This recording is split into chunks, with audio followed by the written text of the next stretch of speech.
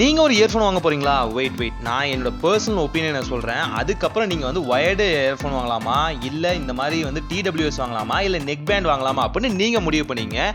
நீங்க வந்து வயர்டுல பாத்தீங்க அப்படின்னா ஒரு இயர்ஃபோன் வாங்க போறீங்க அப்படின்னா முடிஞ்ச அளவுக்கு ஒரு 500 செலவு பண்ணுங்க. எஸ், 500 செலவு பண்ணுங்க. இந்த 100 ரூபா ஹெட்செட்லாம் தயவு செஞ்சு வாங்கி வச்சுக்காதீங்க. காது பயங்கரமாக வலிக்கும். நான் அனுபவத்தில் சொல்கிறேன். ப்ளஸ் பார்த்தீங்கன்னா அதில் இருக்க பிளாஸ்டிக்லாம் ரொம்ப சீப் குவாலிட்டியாக இருக்கும். அது பார்த்தீங்கன்னா இயர் இன்ஃபெக்ஷனை வந்து காஸ்ட் பண்ணும்.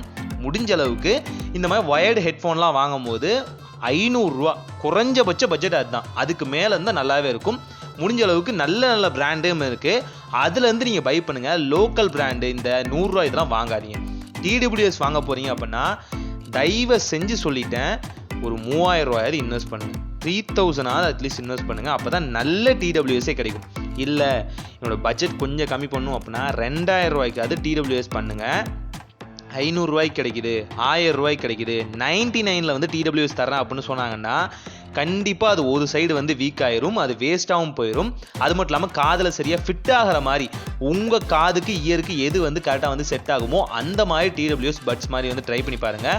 உண்மையாலுமே ஒரு பெட்டரான சாய்ஸாக இருக்கும். உங்கள் நல்லதுக்கு சொல்கிறேன். ஏன்னு பார்த்தீங்கன்னா இதெல்லாம் பார்த்தீங்கன்னா ஒன் சைடு வந்து வேலை செய்யாமல் போயிடுது. பல டைம் பார்த்தீங்கன்னா இந்த 99 அண்டர் 500 இதுவுமே வேலை செய்யாமல் போயிடுது. அதுதான் பிரச்சனை. ஸோ முடிஞ்ச அளவுக்கு உங்கள் பட்ஜெட்டை கொஞ்சம் ரைஸ் பண்ணி நல்லதாக வாங்க.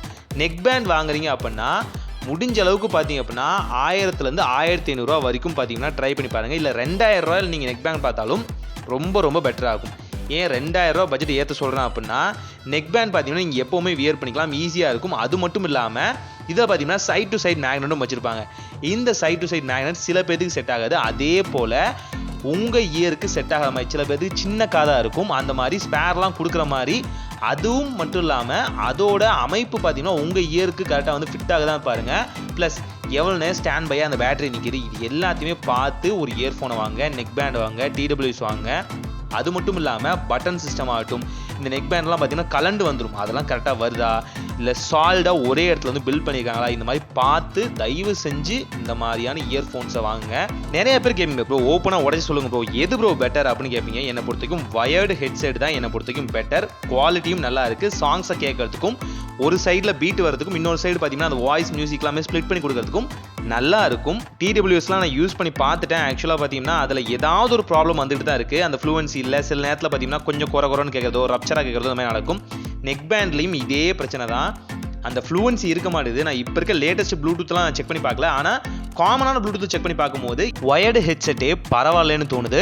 இது என்னோட தனிப்பட்ட கருத்து தான். ஸோ என்னோட கருத்தை நான் வீடியோவை சொல்லியிருக்கேன். உங்களுக்கு எது பெட்டராக இருந்துச்சு அப்படிங்கிற கமெண்ட்ல மறக்காமல் சொல்லுங்கள், மற்றவங்களும் தெரிஞ்சுப்பாங்க.